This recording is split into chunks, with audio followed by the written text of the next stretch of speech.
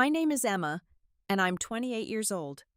Right now, I'm driving my brand new Porsche 911 Turbo S, worth $135,000 to my parents' house for the first time in 3 years. 6 months ago, they didn't come to my wedding because they were too busy vacationing in the Bahamas. But yesterday, after seeing a photo of this car on my Instagram, my mother called me 47 times. Her voicemail said, "We need to talk family meeting tomorrow. It's urgent." Before I tell you how money suddenly made me visible to them, I'd love to know where you're watching from. Please hit that like button and subscribe if you want to hear how success revealed the truth about family. Let me take you back to where this all started. Growing up in Connecticut, I thought we were just a normal middle-class family. My father worked as an accountant at a local firm, and my mother was a nurse at the community hospital. We lived in a modest four-bedroom house with a white picket fence, the picture of suburban normalcy. My younger brother Jason was born 2 years after me, and from the moment he arrived, everything changed. I remember being 7 years old, watching my parents fuss over Jason's every move. When he took his first steps, they threw a party and invited the whole neighborhood. When I had won the school spelling bee just a month earlier, they forgot to pick me up from school because Jason had a slight fever. That became the pattern of my childhood. Jason got the newest toys while I played with hand-me-downs from garage sales. He had his own room with fresh paint and new furniture, while I slept in the converted attic with peeling wallpaper and a creaky bed frame. By the time I turned 14, I realized I needed to start working if I wanted anything for myself. I got a job at the local ice cream shop, scooping cones after school and on weekends. My parents praised me for being independent and responsible. "Jason needs us more," my mother would say, patting my shoulder. "You've always been so capable on your own, Emma." When I turned 16, I had saved enough money to buy myself a 15-year-old Honda Civic. The paint was fading and the air conditioning didn't work, but I had earned every penny myself. That same week, my parents surprised Jason with a brand new BMW for his 14th birthday. He couldn't even drive it legally for 2 more years, but they wanted him to have something special to look forward to. I remember standing in our driveway looking at my rusty Honda next to his gleaming BMW, feeling invisible. College applications came around, and I worked harder than ever. I maintained a 4.0 GPA while working 20 hours a week and volunteering at the local library. I got accepted into State University with a partial scholarship for computer science. Jason, meanwhile, barely maintained a C average, but my parents hired expensive tutors and SAT prep coaches. When he got into Yale, they threw a huge celebration party. They spent $50,000 a year on his tuition without blinking. For me, they co-signed my student loans and told me it would build character to pay my own way. During my freshman year, I worked 3 jobs. I was a teaching assistant, a campus tour guide, and I did freelance coding projects late into the night. My roommate would find me asleep at my desk, my face pressed against my keyboard, leaving marks on my cheek. I sent my parents photos of my Dean's List certificate every semester. They would text back a thumbs-up emoji if they responded at all. My graduation day arrived in May. I had graduated summa cum laude with a degree in computer science and 3 job offers waiting. I reserved 4 tickets for the ceremony, hoping my whole family would come. That morning, my mother called to say they couldn't make it. Jason had a basketball game, just an intramural match at Yale. Nothing important, but they had promised to be there. She suggested I could take photos and show them later. I walked across that stage alone, my academic advisor cheering louder than anyone else in the audience. After the ceremony, I sat in my Honda, still running after all those years, and cried until I couldn't breathe. That night, I accepted a position at a small tech startup in Silicon Valley. The salary was modest, but the learning opportunity was immense. My first year at Technova Solutions was brutal. I lived in a studio apartment so small I could touch both walls if I stretched out my arms. I ate ramen noodles 5 nights a week and saved every penny I could. My coworkers became my family. We worked 18-hour days trying to build something meaningful. My boss, an older woman named Patricia, saw potential in me that my own parents never did. She mentored me, pushed me, and believed in my ideas. During a weekend hackathon, I met Michael. He was a back-end developer with thick glasses and the most genuine smile I had ever seen.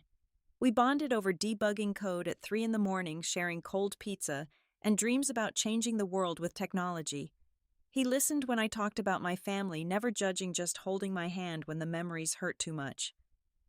My parents called occasionally, usually when they needed something.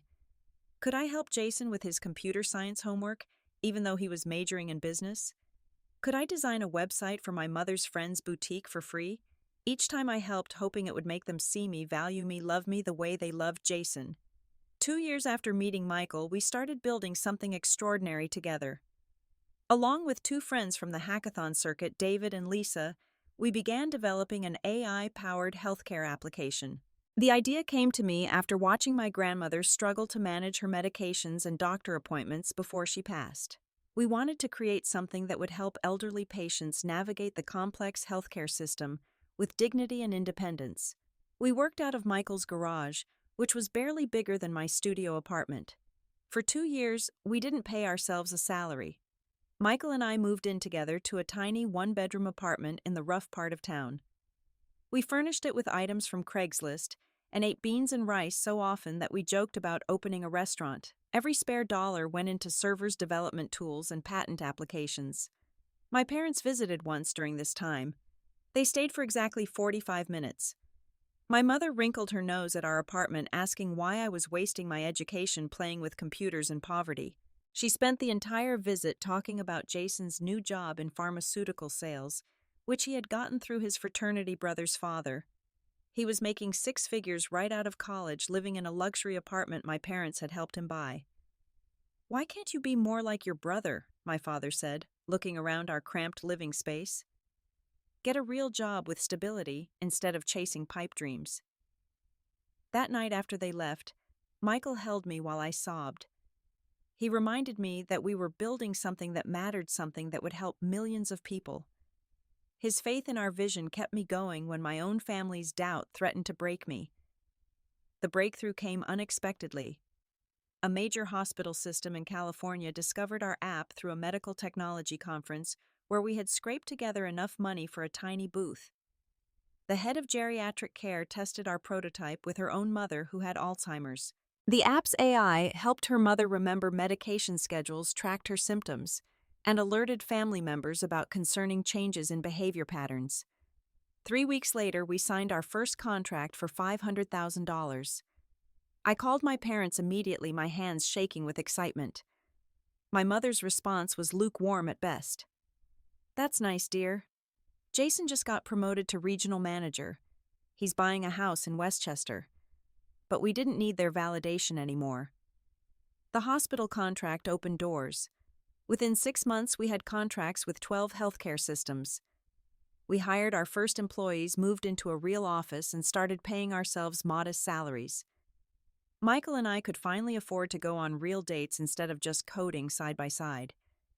Year 3 changed everything. A venture capital firm in Palo Alto had been watching our growth. They invited us to pitch, and after 5 grueling rounds of presentations, they offered us $5 million in Series A funding. The valuation placed our company at $20 million. My stake was worth $8 million on paper, though I couldn't access it yet. The night we signed the funding papers, Michael took me back to the hackathon where we first met. In the same room where we had debugged code together, he got down on one knee. "Emma, you've been my partner in every way that matters. You've built not just incredible technology, but you've built a life with me, even when we had nothing. Will you marry me and keep building our future together?" I said yes before he even finished talking. The ring was simple, a small diamond he had saved for months to afford, but it was perfect because it came from him. We called our families that night. Michael's parents cried with joy over FaceTime from Ohio. My parents were on speakerphone, and I could hear the TV in the background. My mother said congratulations in the same tone she used to order takeout. My father asked if we had set a date yet because they had a cruise planned for next spring. We chose October 15th for our wedding, a beautiful fall date when the leaves would be changing colors. I called my mother to make sure she could save the date. "We're keeping it small," I told her, "just family and close friends.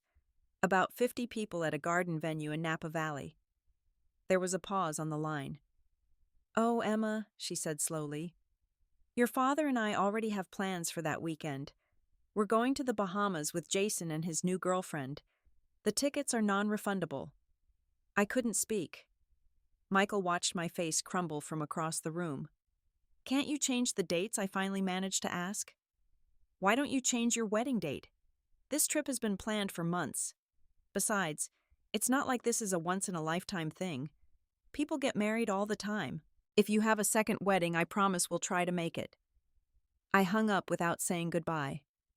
Michael held me as I shook with rage and grief. That night I made a decision. I would have my wedding surrounded by people who actually loved me.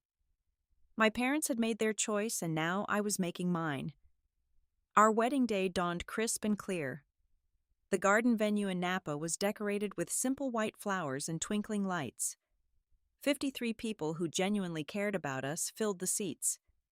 Michael's parents had flown in from Ohio a week early to help with preparations. His mother Linda had stepped into the role my own mother had abandoned, helping me choose flowers and taste cakes. As I stood in the bridal suite, my college roommate and maid of honor Jennifer helped me with my dress.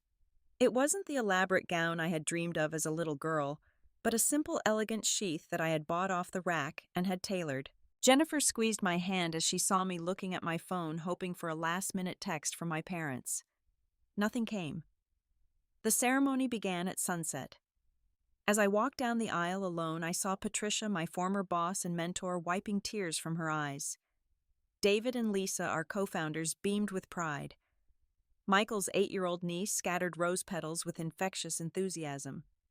And at the end of the aisle stood Michael, looking at me like I was his entire world. Michael's father, Robert, stepped forward. "Emma," he said quietly, "would you allow me the honor of walking you the rest of the way?" This gentle man, who had known me for only 3 years, was offering what my own father wouldn't. I nodded, unable to speak past the lump in my throat. The ceremony was perfect in its simplicity. Michael's vows made everyone cry. "Emma, you turned a garage startup into a company that helps millions of elderly patients. But more importantly, you turned my life into something meaningful. You've shown me that family isn't just about blood. It's about choosing to show up for each other every single day. I promise to always show up for you." My vows were simpler, but came from my soul. Michael, you saw me when I felt invisible. You believed in me when my own family didn't. You've shown me that I am worthy of love exactly as I am. I choose you today and every day, in success and struggle, in joy and sorrow. During the father-daughter dance traditionally reserved for the bride, and her father Robert stepped in again. As we swayed to the music, he whispered, "You know, Emma, Linda and I always wanted a daughter. Looks like we finally got one." I cried into his shoulder, grateful for this unexpected gift of parental love. The reception was intimate and joyful. Patricia gave a speech about watching me grow from a scared young graduate into a formidable entrepreneur. Our friends from the startup world shared embarrassing stories about finding us asleep in the office surrounded by empty energy drink cans and pizza boxes. Jennifer talked about our college days, how I would study by flashlight to avoid waking her, determined to prove myself worthy. As the evening wound down, Michael and I sat at our sweetheart table watching our chosen family celebrate around us. My phone buzzed with a notification from Instagram. Jason had posted photos from the Bahamas. My parents were there raising champagne glasses on a yacht, looking tan and happy. The caption read, "Perfect family vacation, living our best lives." I turned off my phone and turned to my new husband. "Let's dance," I said. And we did, surrounded by people who had chosen to be there, who saw our joy as something worth celebrating. 3 days into our honeymoon in Costa Rica, everything changed again. We were having breakfast on the balcony of our modest beachfront hotel when Michael's phone rang. It was David, and his voice was shaking with excitement. A massive tech company, one of the biggest in Silicon Valley, wanted to acquire our company. They had been watching our growth and believed our AI technology could revolutionize their entire healthcare division. We cut our honeymoon short and flew back for emergency meetings. The next 3 months were a blur of lawyers' negotiations and due diligence. The tech giant's initial offer was $15 million. We pushed back knowing our technology's true value. They countered with $18 million. We held firm presenting data on our growth trajectory and patent portfolio. Finally, on a rainy Thursday in January, we signed the papers. $22 million. After taxes and legal fees, my personal take was $8.5 million. I sat in the conference room after everyone else had left, staring at the number on the paper. A girl who had bought her own textbooks with ice cream shop wages was now a multimillionaire. Michael and I made careful decisions. We kept $2 million in conservative investments for our future and our future children. We donated $500,000 to Alzheimer's research in honor of my grandmother. We paid off Michael's parents' mortgage as a thank you for their unconditional love. And then we used the rest to start our next venture, focusing on AI solutions for mental health support. We bought a house in a nice neighborhood, nothing ostentatious, just 4 bedrooms with a real home office and a garden where we could host dinner parties for our friends. We furnished it slowly, choosing each piece with care, building a home filled with warmth and love. And then on a sunny Saturday morning, I made a decision that would change everything. I walked into the Porsche dealership and bought a 911 Turbo S in Arctic Gray. $135,000. It wasn't about the car itself, but what it represented. Every mile I had driven in that old Honda, every dollar I had saved every night, I had coded until dawn had led to this moment. I posted a single photo on Instagram. Me leaning against the car in front of our new house wearing jeans and a simple white t-shirt.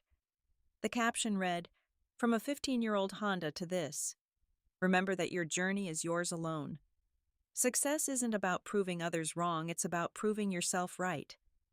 Thank you to everyone who believed in me when I barely believed in myself." Within an hour, my phone exploded with notifications. Friends congratulating me, former colleagues expressing pride, and 47 missed calls from my mother. I let the calls go to voicemail for a full day. Part of me wanted to savor this moment, this sudden, desperate need for my attention. Another part was genuinely busy. We were in the middle of launching our new company, and I had back-to-back meetings with potential partners and investors. But mostly I needed time to prepare myself emotionally for what I knew was coming. When I finally listened to the voicemails, they were exactly what I expected. The first few were casual, almost cheerful.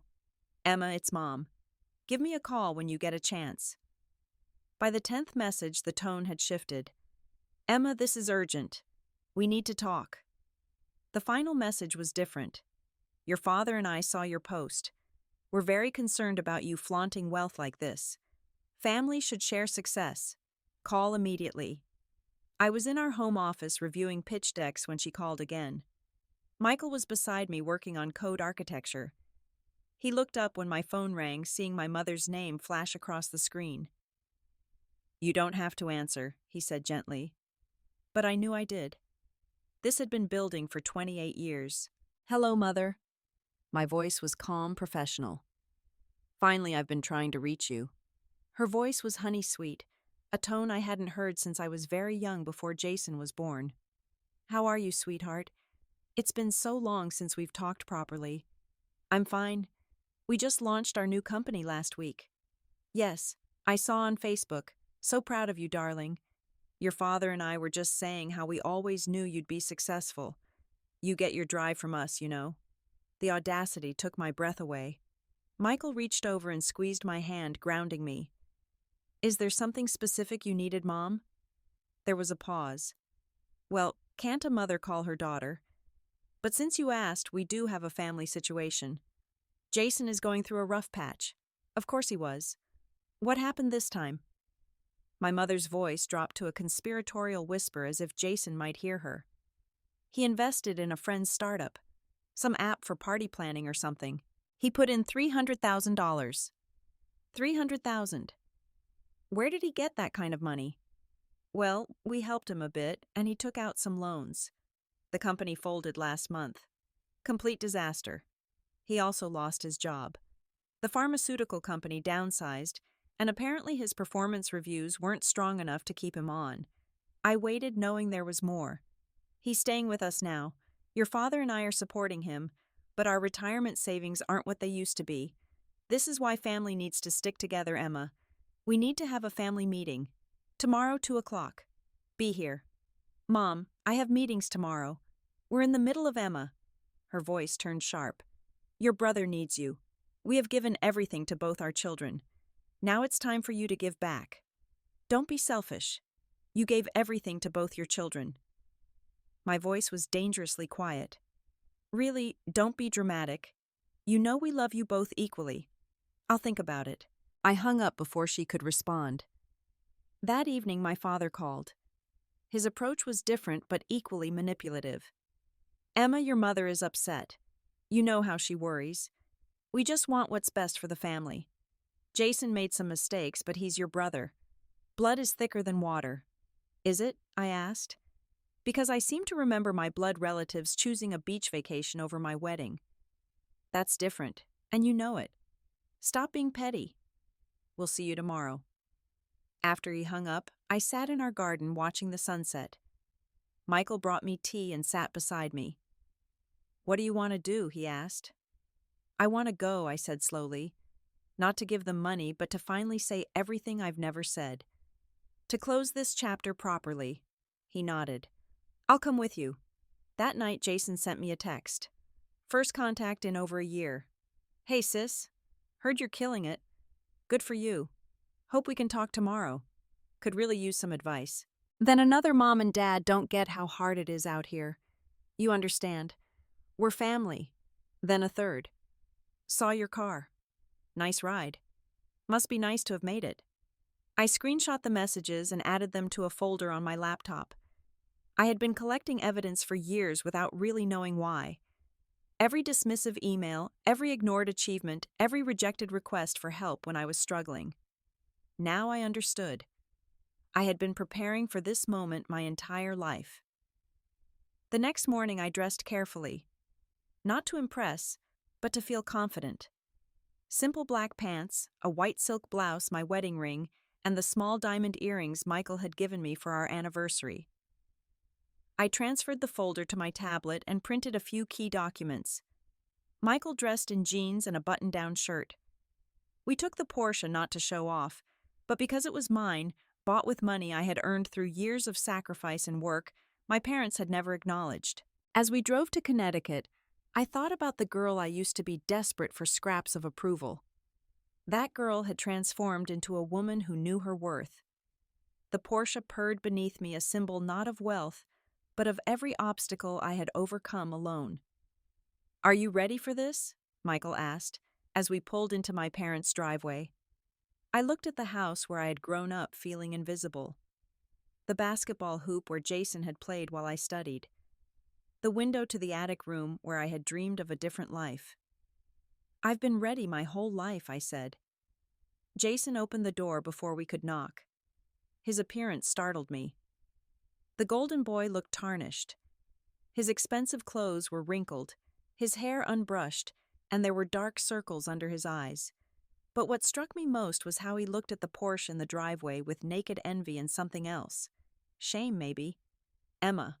Wow. You look successful. His attempt at a smile faltered. This must be Michael. Heard a lot about you. Well, not really, but you know. Michael shook his hand politely while I studied my brother. 3 years younger, but looking a decade older than when I'd last seen him.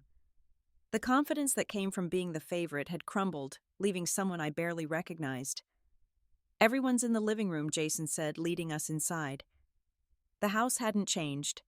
Same beige walls, same family photos where Jason featured prominently in the center, while I hovered at the edges. The living room held my parents looking older but still maintaining their sense of superiority and a young woman I didn't recognize. Emma. My mother rose and actually hugged me. First real hug in years. She held on too long, her fingers briefly touching my silk blouse as if calculating its worth. You look wonderful, darling. Success suits you. This must be Michael. We've heard so much about you. That was a lie and everyone knew it. My father stood and shook Michael's hand with the firm grip he used for business associates. Good to finally meet you properly, he said as if they had met improperly before. As if they had met at all. The young woman turned out to be Tiffany Jason's new girlfriend. She looked uncomfortable, clearly having been dragged into family drama she hadn't signed up for. She kept glancing between Jason and the car keys. I had placed on the coffee table, the Porsche logo visible. Can I get you anything, coffee, water? My mother was being a hostess, a role she played when she wanted something. We're fine. Let's just talk about why we're here. I sat down Michael beside me, a united front. My mother and father exchanged glances. Well, we thought it would be nice to catch up first. How's the new company? We saw online that your last one sold for quite a sum. 22 million, Jason said flatly. I looked it up. Well, that's wonderful. My father clapped his hands together, once a gesture I remembered from childhood when he was about to ask for something. Family success is everyone's success. Is it? I pulled out my tablet because I have some questions about family success. Mom. Dad. Do you remember when I was 22 and got laid off from my first job? I had no savings because I'd been paying off student loans. I asked you for help with rent. Just 1 month, $1,000. Do you remember what you said? My mother shifted uncomfortably. That was different. You said I needed to learn independence. That same week you bought Jason a new laptop for his fraternity house. $3,000. I swiped to another document. When I was 24, I had pneumonia. No health insurance because I was between jobs. I asked for help with the medical bills. You said money was tight. 2 weeks later, Jason posted photos from his spring break trip to Cancun that you funded. Emma, why are you bringing up ancient history? My father's voice had an edge now. Because it's not ancient to me. It's the foundation of everything. 25, my car broke down, the Honda I'd bought myself. I needed $400 for repairs so I could get to job interviews. You said I should take the bus, that struggle builds character. Jason got a new BMW that year because his was 2 years old. Those were different circumstances, my mother protested. Were they? How, please explain to me how they were different. Silence filled the room. Jason stared at his hands. Tiffany looked like she wanted to disappear into the couch cushions. When Michael and I were living on rice and beans building our company, you visited once. You told me to get a real job like Jason. When we signed our first contract, you barely acknowledged it. When we got funded, you changed the subject to Jason's promotion. And when I called to tell you I was getting married, the happiest day of my life, you chose a beach vacation instead. My mother's face flushed. You're being dramatic. We had those plans for months, yes, I know. My wedding was planned for months too. But it wasn't a priority. I wasn't a priority. I haven't been since Jason was born. That's not true. We love you both equally. My father stood up, agitated. No, you love the idea of having 2 children, but you only ever saw one of them. And now that I have something you want, suddenly I exist. Suddenly I'm family. Suddenly my success is our success. I turned to Jason. I'm sorry you're struggling. I really am. But where was this family unity when I was struggling? Jason finally looked up. I didn't know, he said quietly. About all that stuff. They told me you were doing fine, that you preferred to do things on your own. I laughed, but there was no humor in it. Preferred, I had no choice. Every single achievement, every single struggle I faced alone while watching them pour everything into you. Now you're just being vindictive, my mother snapped, her sweet facade cracking. No, I'm being honest. But let's talk about why we're really here. You want money. We want family to support family, my father said stiffly. Interesting definition of support. But okay, I'll make you an offer. I stood up, pulling out the printed documents I'd prepared. I'll loan Jason $100,000. Official loan agreement, market interest rate with his car, and any other assets as collateral. He'll work part-time at my new company to earn additional income and learn actual skills. 20 hours a week, minimum, starting at entry level. That's insulting, my mother gasped. He's your brother, not some stranger. You're right. A stranger would have been there for my wedding. Jason stood up. Wait. I'll take it. The loan, the job, all of it. Everyone turned to stare at him. Jason, don't be ridiculous, our mother said. She's trying to humiliate you. No, Mom. She's trying to help me. And honestly, it's more than I deserve. He looked at me directly for the first time. I knew about the wedding. Mom told me you were hurt we couldn't come. I should have called. I should have been there. I was a coward. Jason. My father's voice was sharp. No, Dad. Enough. We've taken everything from Emma and given her nothing back. And now we're asking for more. At least she's willing to help with conditions. You two just want to pretend the past never happened. I studied my brother, seeing him clearly for perhaps the first time. The golden boy who had been crushed under the weight of unearned privilege, finally understanding what it meant to struggle. There's more, I said. Mom. Dad, if you want me to help Jason, you need to go to family therapy. Real therapy, not some life coach. You need to understand the damage you've done. We've done nothing but love our children. My mother was standing now, fury radiating from every line of her body. You've loved one child and tolerated the other. And until you can acknowledge that we have nothing to discuss. I picked up my keys from the coffee table. Michael stood with me. You walk out that door, and you're no longer welcome in this family, my father threatened. I haven't been welcome in this family for 20 years. You just never said it out loud before. We'll sue you, my mother said desperately. Parents have rights. You owe us for raising you. I pulled out one last document. This is a statement from my lawyer. It details every instance of financial support you denied me while providing for Jason, contrasted with every instance of my financial independence. It also notes that parents have no legal claim to their adult children's assets. Try to sue, and this becomes public record. The room went silent. I turned to Jason one more time. My offer stands. You have my number. As we walked toward the door, Tiffany suddenly spoke up. They won't go to therapy. They'd rather lose both kids than admit they were wrong. Jason looked at his girlfriend with surprise, then nodded slowly. She's right. Em, can I call you next week to discuss the terms? Of course. My mother's voice followed us out. You're destroying this family. I turned back one last time. No, Mom. I'm just finally admitting it's been destroyed for years. As we drove away, I looked in the rearview mirror to see Jason standing in the driveway watching us go. My parents were probably inside convincing themselves they were victims. But Jason stood there alone, and for the first time in our lives, I thought maybe we could build something like a sibling relationship from the ashes. 6 months have passed since that confrontation. Jason called me 3 days later, accepting my offer. He started working at our mental health tech company, beginning in customer support to understand our users' needs. To everyone's surprise, including his own, he was good at it. Years of charm without substance had taught him how to connect with people, and when that skill was applied to actually helping others, it transformed into genuine empathy. He showed up early, stayed late, and never once mentioned our family connection to his coworkers. They knew him as Jason, the new guy who was eager to learn. When customers called in crisis, he stayed on the phone as long as needed, drawing from his own recent experience with failure and starting over. After 3 months, he was promoted to junior project manager. He earned it, no nepotism involved.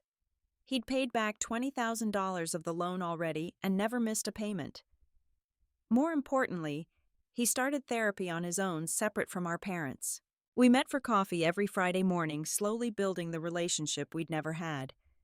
He told me stories I'd never heard, perspectives I'd never considered. How he'd felt suffocated by our parents' expectations, how their constant praise had left him unable to handle failure. How watching me succeed without them had actually inspired him to finally break free. I'm not saying what they did was right, he said one morning, stirring his black coffee. It wasn't. The way they treated you was horrible. But I was a prisoner too, just in a golden cage. Every time I tried to do something on my own, they'd swoop in to fix it. I never learned to fail, to struggle, to grow. Until now. My parents predictably had not reached out. They'd convinced themselves and anyone who would listen that I was a selfish daughter who had abandoned family values for money. The irony wasn't lost on me, but their absence felt less like a wound and more like a weight lifted. Michael and I focused on building our new company and our life together. The mental health platform grew faster than our first venture, perhaps because we understood intimately what it meant to need support and not have it. We hired thoughtfully, building a team of people who knew struggle and transformation. Then last month I discovered I was pregnant. Michael cried when I showed him the test, both of us overwhelmed by the possibility of creating the family we'd always wanted. We decided to wait until the second trimester to tell people, savoring the secret between us. But Jason noticed. "You're glowing," he said at our Friday coffee. "And you switched to decaf." His eyes widened. Are you?" I nodded, unable to hide my smile. He whooped loud enough to make everyone in the coffee shop stare, then immediately apologized. "I'm going to be an uncle. A real uncle. Not the distant relative who sends a check on birthdays if you want to be. I want to be the uncle who teaches them to ride a bike and helps with homework and shows up to every recital and game. Everything our parents didn't do for you. I want to be present." 2 weeks ago, Jason called with news of his own. He'd proposed to Tiffany and she'd said yes. They wanted a small wedding, just friends and chosen family. Would Michael and I be his best people? I said yes immediately. Yesterday was Jason's wedding. 60 people in a botanical garden, simple and genuine. Tiffany's family welcomed us warmly, having heard the full story of our complicated history. During his vows, Jason spoke about redemption, about the people who see your worst self and still believe in your best self. He looked at me when he said it. During the reception, I stood to give my speech as his best woman. "Jason isn't just my brother," I began. "He's my friend," which is something I never thought I'd say. "He's proof that people can change, that it's never too late to become who you're meant to be." He chose growth over comfort, accountability over excuses. "Tiffany, you're not just gaining a husband, you're gaining someone who knows the value of working for love because he's had to work for forgiveness." The crowd was confused about our parents' absence, but we didn't explain. They had made their choice, and we had made ours. As the evening wound down, Jason pulled me aside. "I need to tell you something," he said. "Mom called me yesterday. She wanted to know if you'd be at the wedding." "What did you tell her?" I told her yes. And I told her that if she showed up to cause drama, security would escort her out. She hung up on me. "I'm sorry, Jason. You shouldn't have to choose." "But I do have to choose. And I choose the sister who gave me a second chance over the parents who never let me have a first chance to be myself." Later that night, as Michael drove us home, I felt the baby move for the first time, a flutter like butterfly wings. I gasped, placing my hand on my stomach. "What is it?" Michael pulled over, concerned. "The baby. I can feel them." He placed his hand over mine and we sat there on the side of the road, feeling the future unfold beneath our palms. This morning I woke up to a text from an unknown number. It was a photo of Jason's wedding from outside the venue. My mother had come, after all, had stood outside watching through the windows. The text said simply, "You both looked beautiful. I'm sorry. I'm in therapy now. Alone. Dad won't come. Maybe someday we can talk. Not about money. Just talk." I haven't responded yet. Maybe I will. Maybe I won't. Forgiveness isn't a destination but a journey, and I'm not sure where mine leads. But as I stand in this nursery, Michael and I are designing, surrounded by paint swatches and baby books. I know this. My child will never wonder if they're loved. They'll never compete for attention. They'll know that worth isn't measured in achievements or bank accounts, but in showing up for the people who matter. The Porsche sits in our garage, rarely driven now. It served its purpose not as a symbol of wealth, but as a catalyst for truth. It revealed what I'd always suspected, that love shouldn't have a price tag, and family shouldn't be conditional. My real family, the one I chose and built, continues to grow. Patricia, my old mentor, will be the baby's honorary grandmother. Michael's parents visit monthly, already planning their grandparent names. Our friends from the startup world have created a meal train for after the birth. Jason and Tiffany are researching the best educational toys for newborns. This is wealth that can't be measured in dollars. This is success that no car can symbolize. Looking back, I realize my parents gave me an unexpected gift. Their absence taught me presence. Their conditions taught me unconditional love. Their failure to see me taught me to see myself. Grace, that's what we're naming her. Grace Elizabeth, after Michael's grandmother, who raised him to understand that love multiplies when divided among family, never diminishes. Sometimes I drive past my childhood home when I'm in Connecticut for business. The basketball hoop is gone now, replaced with a garden gnome. The window to my old attic room has new curtains. Another family lives there now, and I hope they're filling those rooms with the love that was missing when I needed it most. But I don't need that house anymore. I don't need their approval or their presence or their validation. I built my own home filled with chosen family and genuine love. The little girl who bought her own textbooks with ice cream money became a woman who bought her own happiness with hard work and harder choices. And if Grace ever asks about her grandparents, I'll tell her the truth. Sometimes people aren't capable of love the way we need it. That's not our failure, but theirs. We can't make people see us, but we can choose to surround ourselves with those who never need to be reminded to look. The Porsche was never about the money. It was about the moment they finally saw me, only to realize I no longer needed to be seen by them. My worth was never determined by their gaze, but by my own reflection in the mirror each morning, proud of who I'd become despite them, not because of them. What would you do if your family only remembered you existed when you had something they wanted? Would you give in to keep the peace, or would you finally speak your truth? I'd love to hear your thoughts in the comments below. If this story resonated with you, please hit that like button and subscribe for more stories about choosing yourself and building the family you deserve. Share this with someone who needs to hear that they're worthy of unconditional love. Thank you for being part of my chosen family here. And remember, your value isn't determined by those who couldn't see it, but by your courage to keep shining anyway. Until next time, keep choosing yourself.